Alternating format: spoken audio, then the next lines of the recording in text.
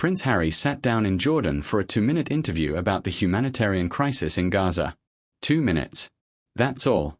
He had one of the most recognizable names on the planet, a platform most activists would give anything for, and a real opportunity to say something that mattered. But before Harry utters a single syllable, before his mouth even opens, his body has already made a confession. And once you see it, you cannot unsee it. Welcome back, royalty. Let's get into it. The very first thing you notice, in the literal first frames of this interview, is Harry's face. And what you are looking at is not a composed, confident man preparing to address a global crisis. What you are looking at is someone who does not want to be there. He is looking up. Not at the interviewer, not at the camera, up. As if the ceiling holds some answer he desperately needs. Then his eyes close. Not a normal blink. A prolonged, deliberate eye closure, the kind the nervous system produces when it is trying to momentarily block out a threatening stimulus. When the brain decides it needs a fraction of a second away from what's in front of it. He takes a slow, deep breath. He swallows, hard.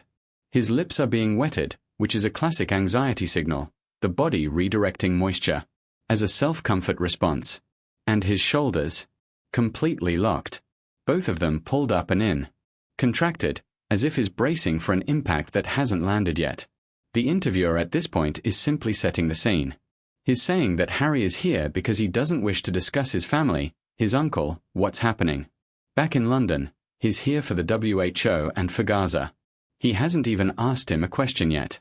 Harry is already in full physiological stress response. At 7 seconds in, we get Harry's full face on camera. And what we see is what I will call his signature expression, the deer-in-headlight stare. That wide, frozen, slightly glazed look that we have unfortunately seen many times over the years. Both shoulders are still contracted, pulled up toward his ears. He is looking to his left, at Dr. Tedros, the WHO Director General, not at the interviewer who just spoke to him. He is seeking reassurance from a friendly face before he even has to answer. Notice his head position as well. His chin is pulled back, creating that retracted posture. When we pull our heads backward like that, it signals retreat. Physical retreat while sitting still. The body is communicating what the mind is trying not to show. I would rather not be here. At 16 seconds, Harry makes a visible, deliberate effort to compose himself. The shoulders finally drop. He exhales. He wets his lips one more time. It is the physical equivalent of someone collecting themselves before stepping onto a stage. He has still not said a word. Harry begins to speak at 17 seconds. And the moment he does, something very telling starts, a rocking. A subtle, rhythmic, back and forth rocking motion. That is a self-soothing behavior. It is one of the earliest comfort mechanisms human beings develop. Infants do it, anxious adults do it. When the nervous system needs a rhythm to anchor itself under stress, the body creates one. He is also bouncing his attention between the interviewer and Dr. Tedros on his left. Left. Then forward. Then left again. Still looking for reassurance. Still not settled, even as is speaking. Now here is where I have to add something, because this is not just a body language story. The words are telling us the same story the body is telling us. I went through the transcript of this entire 2-minute interview. Harry says the words I think 8 times. 8. In under 2 minutes. I think having spoken to Dr. Tedros. I think the world's been going on for decades. I think the world should be incredibly grateful. I think it's important for everybody. I think the entire world has spoken up. And so on. Now, I think is not inherently a red flag. We all use it. But when every major claim you make is preloaded with I think, it is the verbal equivalent of a shoulder shrug. It is hedge after hedge after hedge.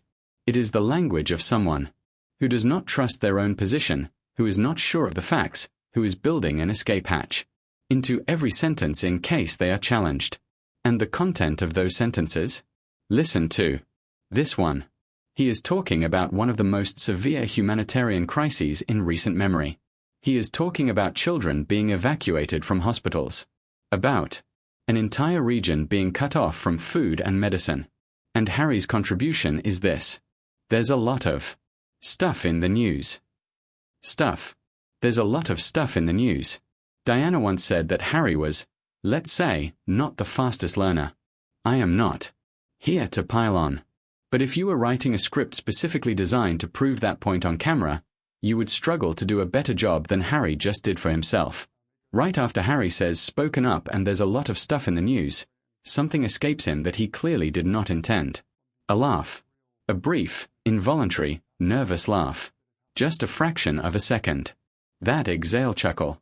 That happens when someone says something they immediately sense was wrong, or when the gap between the gravity of a moment and the inadequacy of your response becomes too large to hold without some kind of pressure release.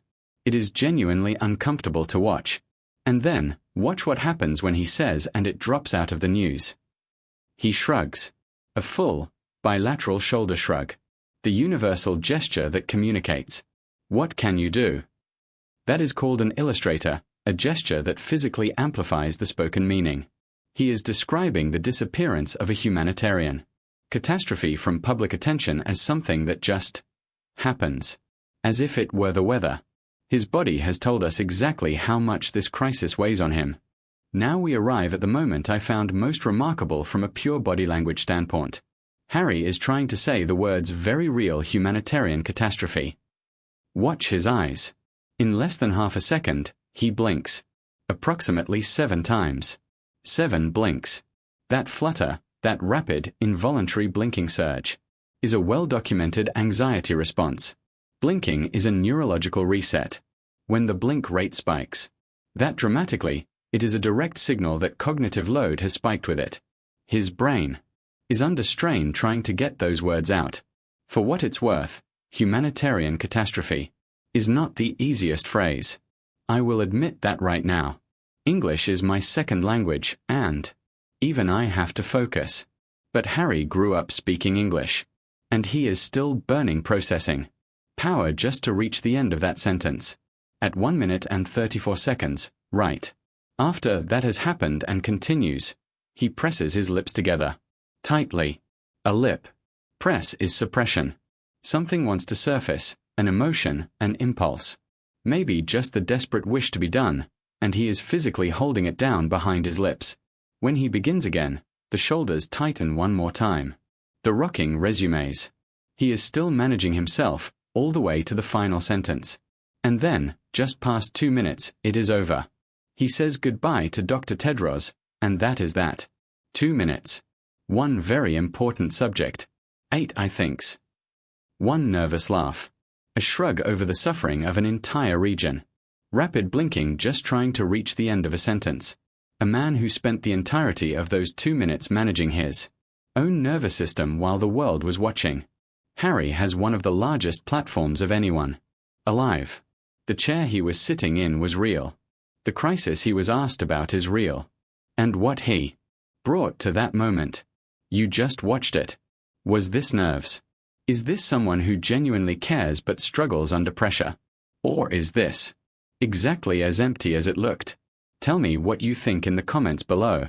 My name is Jesus Enrique Rosas. Much love and bliss.